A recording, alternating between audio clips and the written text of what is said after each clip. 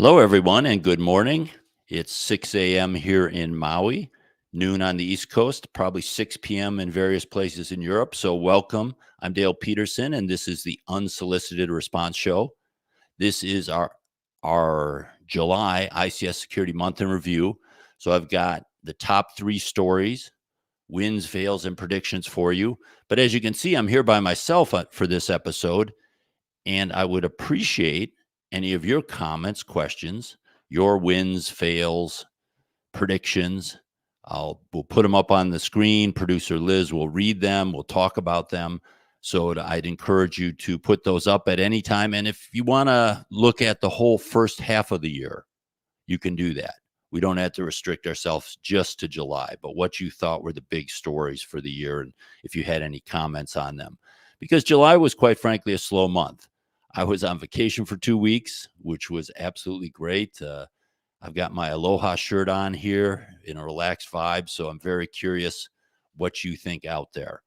Before we get into the top stories, though, from July, I just wanted to do an announcement, two quick ones on S422. We have our basic sponsor application period is closing at the end of this month, so just in a few days. We've got 5 spots. 2 of them are free. We have right now 21. I got 2 in this morning, 21 applications in for those 5 spots. But what we're really trying to do at the event is figure out what is most interesting, what is most new, what is most important, and put that in front of the community, the people that are helping create the future, kind of the people that are looking 1, 3, 5 years out. So we're looking for things that are very new, very interesting, things that the audience might not know about. We opened it up for 2 free ones so that a nonprofit can submit an application and be accepted, academia, some startup with no money. So it's really not restricted to anyone. Send it in, and perhaps you'll be selected. If you are selected, I can tell you there's probably no better way to gain visibility. If you're someone who doesn't have a lot of visibility and wants the people that drive this industry to know about what you're doing, it is a tremendous opportunity. We had 700 of those people at the last S4. Who knows what we're going to have this time, but it'll be somewhere between 500 and 1,000. So that's the first announcement. The other one is much shorter. The call for presentations is open until August 15th. I'm looking for your great work. Again, anything that is new and important, very easy to submit. It's just a couple of paragraphs, basically telling me why it's new and important. We'll go back and forth with questions if it's of interest. If you know of something, let's say you don't even have something that you want to submit, but you know of something, you can just send us an email at s4@digitalbond.com. Say, hey, you guys should be checking this out, or you should be chasing to get this on stage. This is what I really want to hear about. These people are doing really great work. So again, that runs through August 15th. And with that, we'll close out the announcements and get right into July. Again, I'm looking for your questions, comments, what you thought were the big stories, what you thought was a big win, fail, or something that happened that leads to a prediction. So if you put those in, again, producer Liz will read those and we'll comment on those. But let's jump into the first story. And it's funny that I see Ronnie Fabella here online because he's actually part of this. And I think the first story in this quiet month of July was that there's a continued belief that the OT security marketplace is going to be huge. We saw his company, Ronnie Fabella, and I apologize if I mispronounce the name, but Jory Van Antwerp, they started a company called SynSaber, and they actually raised a $2.5 million seed round, which is quite a large seed round. And it was in the area of, let me look at the exact words they said, an industrial asset and network monitoring solution. So there's already a few of them out there. I'm sure they've got their own twist on it, but just think about that. The marketplace, the people that are funding these things have such a belief that even a mature market like that, or let's say a maturing market like that, warrants a $2.5 million seed round investment. And another example that came up last week was OpSWAT took some of the $125 million that they had raised in March and they acquired the assets of Bayshore Networks. So we're seeing a lot of activity here. And I think a lot of life is about spirals. Things are either spiraling up or spiraling down. And they tend to continue in that direction unless there's something major that switches the direction that they're going. What we're seeing right now in the OT security world or the ICS security world is that the belief that the market is going to be large is spiraling up, meaning people are thinking not that it's overestimated, but it's actually underestimated, that it's getting larger and larger. At least the people are voting with their dollars, the people that are investing. I think that as I've mentioned before, I think that the marketplace for this detection asset inventory, I think the startups are going to slow down there. We've seen that over the last 2 or 3 years, but you're going to see startups in the SBOM area and a variety of other areas really pick up, especially with IIoT, cloud services and such. So that market is really growing quickly. So that's story one. Story two has to do with the U.S. government. And I'm really curious about your comments on this because we're seeing a tremendous amount of activity. We have seen it since the beginning of the Biden administration. And we're beginning to see results coming out of those actions.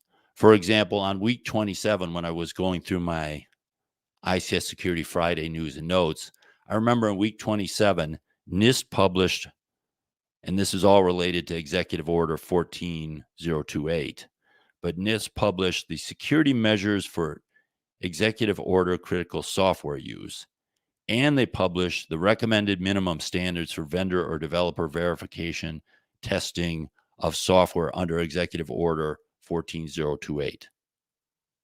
So they published those two. And as I was doing those Friday news and notes, there were 2 other government documents that came out that week related to the executive order and also some of the other things the administration was doing.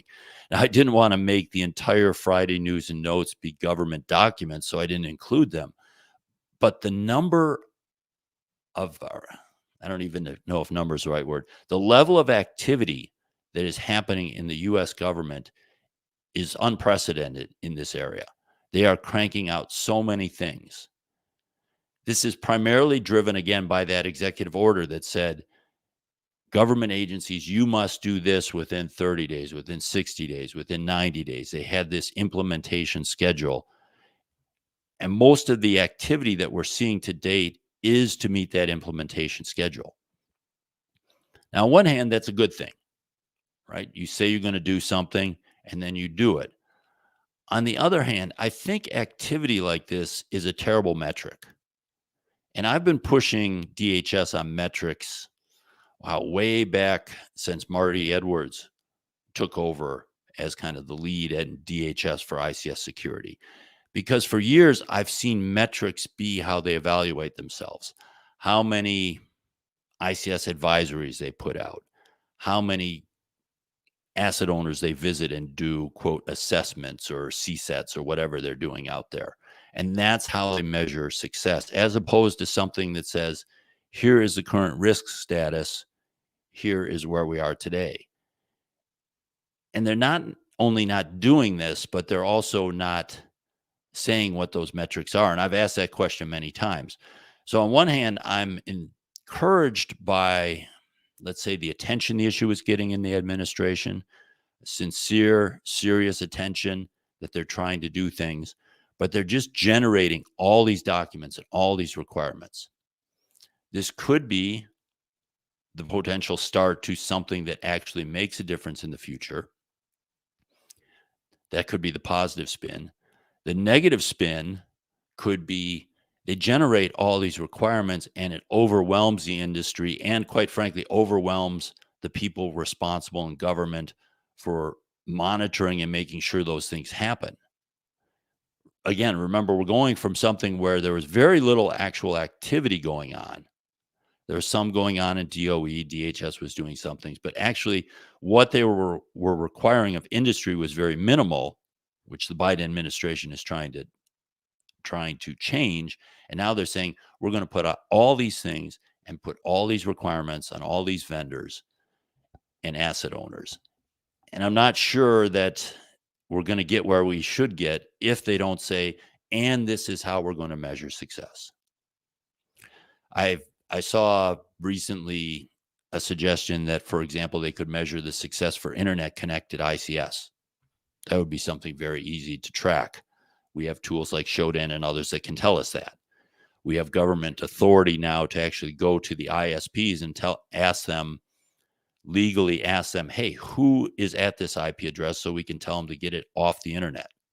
So they could do things like that. They could do things such as surveys to say, what is the percentage of people using two-factor remote access? But I'm really curious to see what their metrics are. And from my own personal standpoint, that's how I'm going to measure success is the government telling us what they're measuring and how we're doing, or are they just generating a lot of activity? So we'll have to see that.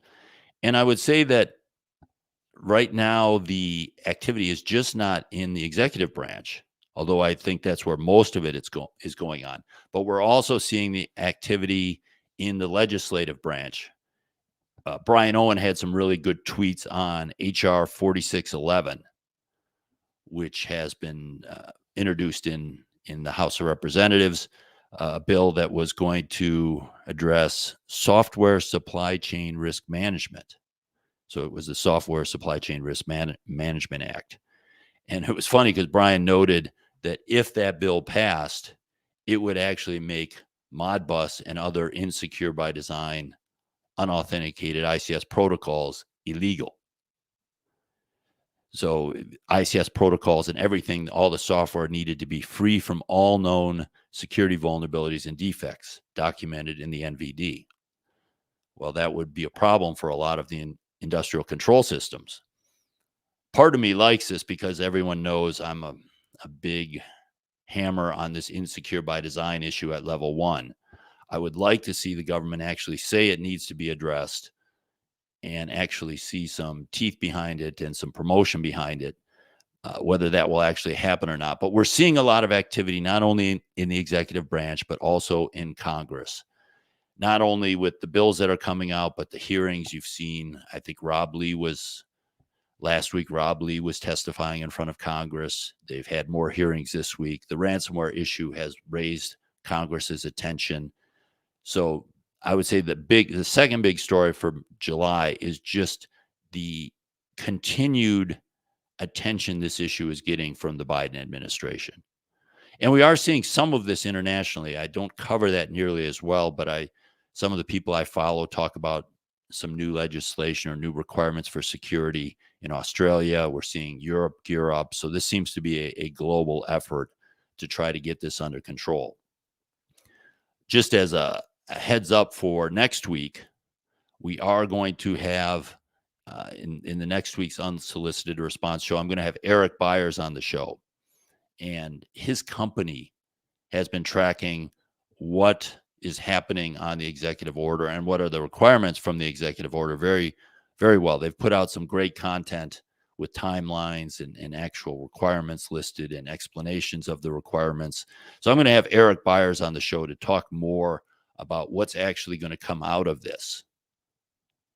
So that would be for next week, and perhaps that'll give more context because they follow that a lot closer than I do, particularly anything around SBOMs, because that's the business they're in. I think, Liz, we have a comment or question that came in. Dale, here's the question. What if the vendors don't follow these guidelines? How is it measured? How does the government track these kind of issues? That is a good question and a big challenge, because we saw an example. So we have a real world example of this in NERC-CIP. If there are legislative requirements, so if this is initiated in Congress, then it goes to some executive branch organization and they determine how it's done. So normally if it's congressionally driven, they give them some broad authority as opposed to saying these are the specific things that you do. And then there is a process. Now, NERC-CIP took many, many years to get from this initial idea to a set of requirements to being audited against those set of requirements. So that is the legal framework they can do it. And this is always one of the toughest things for the government, because do they put out guidelines that they can do much more quickly, but then they don't have the stick? They just have the carrot to say, please do this. We'll help you do this. This is good for you to do this. This is good for the country to do this. So that's one way of doing it.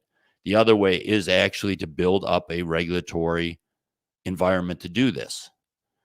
We have seen, I mentioned NERC SIP, but there are already, for example, pipeline security regulatory authority, and those regulations can just be updated, and those organizations are audited from time to time. So I've worked with pipeline vendors that are audited. I believe it's less common in water, but the EPA has some authority there. And the one that actually has intrigued me a little bit is the SEC. To me, if I was forced, it's a really hard question, because sometimes you think, well, what if I'm king or queen of the world and I can do whatever I want to make ICS security happen? What would I do from a government standpoint? I've talked about using the bully pulpit much more effectively, but I think if I was forced with that question to actually do something in the U.S., I think I would rely on the SEC. I would put out these regulatory guidelines, or not, those are terrible words. They can't be regulatory and guidelines. I would put out these good practice guidelines, and I would try not to make it a list of 100 or 1,000. I would hit the ones that were really important, that we really want to track. And then I would make it a requirement for public companies to report their status of this to the SEC. And that can be done much more quickly. And in theory, then the market would punish them if they weren't following good security practices. And we've seen this, I was going to say work, but sort of work with the SEC and before. What the downside of that, if I was to argue against that, from my own standpoint, the downside of that would be that a lot of times what ends up getting reported to the SEC is just what ends up being some boilerplate warnings that bad things can happen, and you need to be aware of that. So if that's all that happened, then that wouldn't be very effective. But if, for example, they had to say, we are following this set of good security practices as recommended by DHS or whatever organization for our industry, and we've been audited to those by our internal audit team, that would actually mean something. So that would be my approach. But it's a tough issue. It's a really tough issue, and it's a good question. So please continue to send your questions and comments in. I am going to move on to story number 3, but I'll take questions on story 1, 2, or your favorite story if you have them. Story number 3 is a little more personal, and I labeled it Coming Out from COVID. So as I mentioned, this month, July, I actually traveled for the first time since S420 back in January 2020, which is just unprecedented for me to not travel for 18 months. I don't think that's happened since I was 21 years old. And it was interesting. It was interesting to get out there. It was great. It was mainly to go see family and do some things.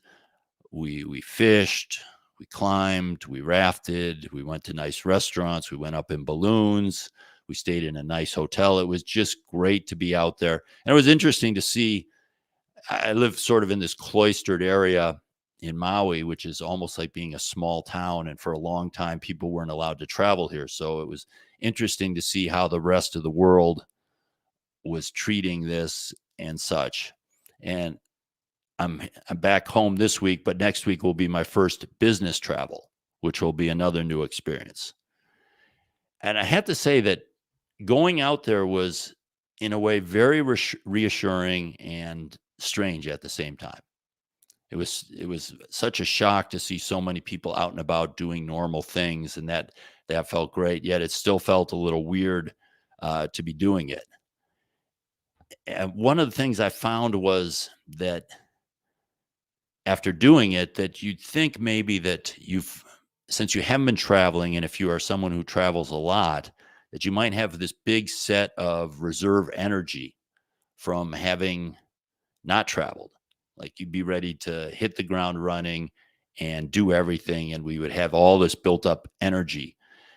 To a certain extent, that's true. When you're out there, it's very exhilarating to be out there again and to do these things and to have life return to normal. But in a sense, actually a little bit exhausting too. You're not used to that pace anymore. And I'm not sure that most of us, we're all different, but I'm not sure that most of us have really built up this reserve of energy. In fact, to a certain extent, I think COVID might have decreased our own personal levels of energy with the worry and the dealing with all the issues at home, the financial worries, all those sorts of things. So I guess what I'd like to say for the third story is we're coming into the third and fourth quarter. We're in the third quarter. We're coming into the fourth quarter. The fourth quarter in this industry, actually in most industries, but in this industry is crazy. You have all these projects that are committed to be done by the end of the year.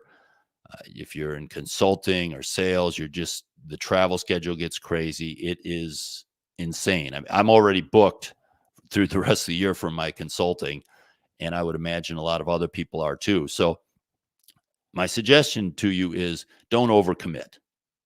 You might want to be prepared to deal with, let's say, less efficiency, less activity than you did in a typical Q4 in 2019 or 2018 or 2017, because you're not going to, I think a lot of you, be self-aware, look at yourself, but a lot of you are not going to be able to go from not traveling at all, not basically interacting with people at all, to going into overdrive in the fourth quarter.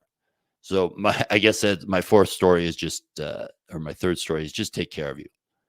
Take care of yourself. We're coming out of COVID. It's great. It's a lot of fun, but I don't think we should expect to go immediately into a very rigorous race after we do this. I think it might take a half a year or more for us to kind of ease into it to get back to what was normal. So as you can see, it was a pretty slow month. There weren't a lot of stories here. Before I get to the wins, fails, and predictions, I am still taking any questions or comments you might have, but I'm going to jump into the win here. The win for the month is related to that COVID conversation. So we're seeing the light at the end of the tunnel. We will have steps back. We're hearing all about this Delta variant. And by the way, whenever I hear that word variant, I watched Loki on the plane ride home. I can't help but think of Loki now every time I hear variant. But the Delta variant could push us back a little bit.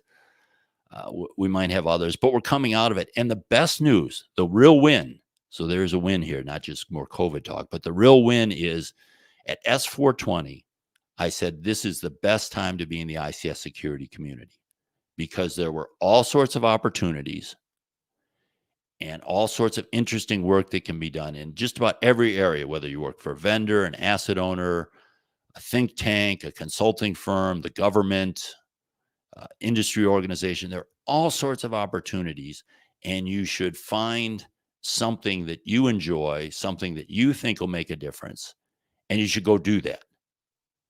And then, of course, COVID happened, and the job market took a step back for a second. Well, I can tell you now, as we're coming out of it, that is just as true as it was in January 2020. It might even be more true. The level of hiring that is going on is just crazy. And I think a lot of this is driven by that government activity, the ransomware, the better understanding that we do have threats against OT. We're seeing this explode. So if you're listening to this, you are probably in the ICS security community. It is a huge win for you to be in this field right now. Lots of great jobs, lots of great career opportunities, and just take advantage of them. Make sure you're doing what you want to do. Make sure you're working where you want to work. If not, it's time to start looking. So that's just great news. There was a little concern that was not going to be true at the end of, or I'd say in the summer 2020, but it is definitely still true. Now my fail's a little tough because I don't think it is really a complete failure, but I think it was a failure to take advantage of an opportunity. And of course, if you read my weekly article, this is related to the MITRE's ICS attack evaluations for ICS, which came out in July. And I wrote about it again, actually yesterday. And I worry, I even have in my notes here, fail may be too strong because they did a lot of great work. They created this Triton-like attack scenario where essentially the bad guys got in, disabled the safety system, then caused problems in the control system that would cause a boom, a tragic event. And they did a really nice job of creating that scenario. They did a nice job of saying, here are various things that we want to see if these detection products can detect. And then they ran the 5 vendors through it. So they actually took them through that. They spent 5 days on each vendor. They tracked what they did and didn't do. So they executed that part of it really well. And they reported that out. You can argue whether the reporting was really well or not well. I think it required way too many clicks to try to get at information. So I didn't think even the reporting of the information was particularly great, but you might like it that way. But what they really failed on then was to take advantage of all that hard work that they did. To me, it was almost like you went to a movie and you go to this movie with high expectations. You walk in, they introduce you to some great characters. The premise is great. The upcoming conflict is great. And then the second half of the movie just falls apart. And you leave the movie like, who cares? It wasn't that great. Nothing happened. It was that way with the evaluations. And that's why I call it a fail, because we had all this buildup. Created a great scenario. They ran the tests. They did this all, but then they didn't really tell us what they thought. They said, oh, that's not fair. We don't want to make this competitive. We don't want to evaluate it. That's for the reader to figure out. But the reader is never going to have that level of experience that they gathered in running these tests. For example, they knew which ones were easier to use from a user interface standpoint. They knew which ones provided the information in better context. Now, I guess you could try to figure that out. You could click through and look at every screenshot they captured and try to create that yourself. But again, you don't even know how hard it was to get to that screenshot. You didn't know how the flow went. So I just thought it was a real fail that they did all that work up front, and then they didn't follow through and actually tell us what they thought, because these are human beings. They had opinions. They had feelings and analysis of what worked better than what didn't work. So I really wish they had done something with that. So that's why they get my fail. And let's see, we have a comment, Liz, I guess, from Brandon that kind of echoes that. Maybe you can put that on the screen. You don't have to read that one. I'll read that one. It was definitely a lot of clicking to see everything. I think MITRE wanted to be really careful not to show different vendors at the same time, because that would make it look too much like a shootout. I think that's exactly right, Brandon. I mean, they're very clear. They said that straight up front. But again, if I'm an asset owner, I want to know that, because I have a really tough time. I've actually done this with asset owners. Now we're getting into this. And I have a project right now with an asset owner where they're looking to buy one of these things. They can test the asset inventory part very easily, but they can't really test the detection part very easily. They can't come up with that scenario and test it. So a third party like that actually did that kind of testing and provided that kind of analysis would be helpful. Liz, why don't you put up Josh's comment and read that?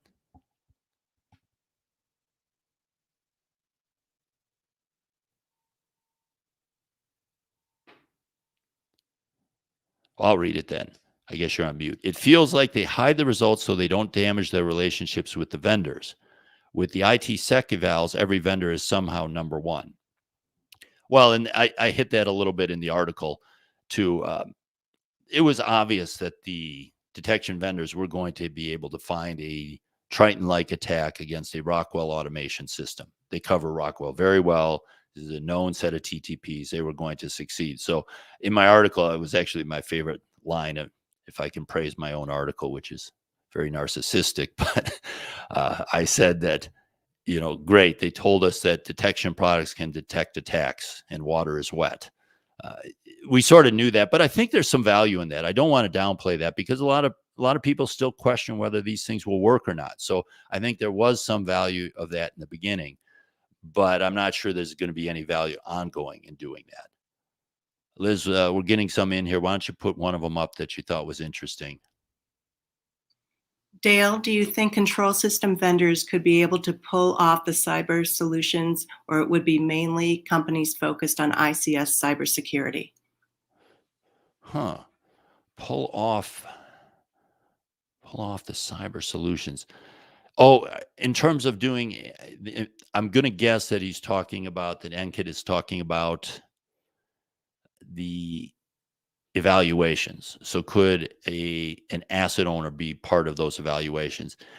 I think to a certain extent you could. I'm not sure it would be worth the work. There was an organization from Taiwan that was one of the 5 participants. It was something with 3 I's in it, like Industry Information Institute or something like that. That wasn't it, but it was a group from Taiwan, and I wasn't sure if they actually had a product or not. They scored a little lower. The rest of them scored about 90%. They scored a little lower. I think this would really be based off of vendor submissions for this. I don't think this is something that an asset owner would do. And I want to just put this up again with Joris's comment. I think that one of the things that they found is that if they made it competitive, it might have been difficult to get the vendors to submit. Because remember, the vendors actually had to pay to be part of this. So if they had some risk in coming out saying, hey, vendor A was better than vendors B, C, and D, that could really affect them. I know that they've complained sometimes when I rank things that it affects their business. So someone like MITRE going through an eval and ranking them could do that. So my guess is they didn't do it, not because of any sort of fear that they couldn't do it. It was just that they feared that they couldn't get participation if they did that sort of ranking. But again, that's just my supposition. Let's Travis Tust put up something. Speaking of U.S. government initiatives, this is fresh off the press from the White House as of this morning. In particular, it notes an establishment of President ICS initiatives, and notes in April there was a pilot with an electrical pilot deploying control system cybersecurity technologies. Do you have any insight about that pilot, and what is your perspective? I don't have insight about that. I know they have been very active in trying to actually get in and work with asset owners, and that's controversial. I'm not sure they're really the right people to do that. That's a government activity that I've been less excited about, of having them go out and do assessments or having them go out and tell people they should deploy this sort of technology. I'm not even that excited about the government trying to deploy their own technology for visibility into these sorts of systems. So, I guess from my point of view, I don't have any insight on that. I know they're trying to do that in a lot of places. The price is right. These things are usually free to the asset owners. And there's a certain issue if the government, who could regulate you, comes out and says, hey, we'd really like to do this with you. It's not always easy to say no to that. So we'll have to see how that goes. Liz, is there any others that we should put up here? I'm not able to talk and scroll through them at the same time. Any others you saw interesting? No other questions. No other questions? Okay. I don't really have a prediction for this month. I was thinking about it, and they all seemed a little lame. I was thinking about predicting that there would be some regulation coming out of this Congress, which is of the next 2 years, but that's kind of a wimpy prediction. So I don't have a prediction with that. So with that, I'm probably going to end the show now. I appreciate you all for participating, for commenting. If you have any other questions or comments, you can actually go to dale-peterson.com and record your comment or question, and we can play it on the show and answer it. Remember, next week, I'm going to have Eric Byers on the show to really dig into the executive order, particularly in the SBOM area. And then we will close the S4 basic sponsor applications at the end of this month. So if you're a vendor out there, get it in if you're interested in being in the Cabana sessions. And finally, the S4 22 call for presentations closes on August 15th. We want to put the best work out there. We want people to see your great work. So consider submitting something for that, or just giving a hot tip as to what we should be chasing. And with that, I'll close the show. I hope everyone enjoys the rest of their summer, and I'll do another one of these with a guest at the end of August. Bye.